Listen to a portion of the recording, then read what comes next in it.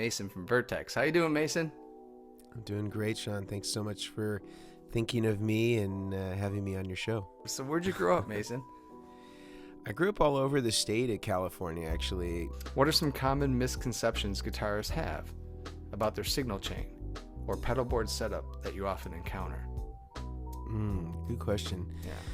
I think the biggest ones that are recurring things have to do with buffers being one of them. I think another one that comes up really commonly is sort of a misunderstanding between current and voltage. And so voltage, you need to match 1-to-1, but current, as long as the pedal draws less than what the supply provides, that's great.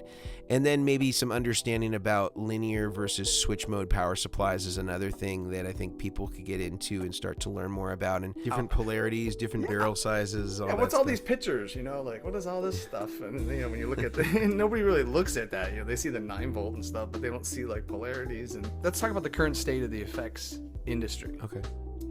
So, from your perspective, has the guitar effects industry evolved over the past few years?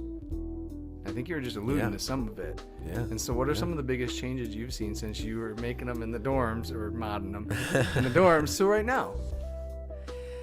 Well, the multi-effects stuff have just become better and better. Here, I do want to talk about your interviews real quick.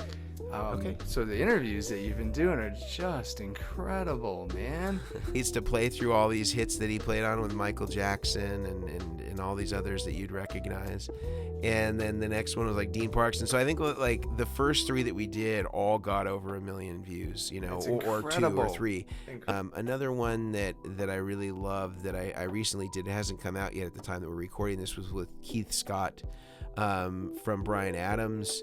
And that was really cool. Another one I worked on for a long time and took forever to... Yeah, I think that the future, as I mentioned, is kind of going to really be more in the modeling space. So right now, the challenge that I see is that people are having a hard time getting the feel right for a lot of the modeling stuff. And it can sound really close, especially in playback or on monitors or in in-ears, where the element of feel is somewhat already removed, even if it were a real tube amp. And so what we're trying to do is figure out some solutions to sort of get back some of that stuff. So kind of creating a tube stage that would exist in front of your modeling amp or your amp sim that would just give you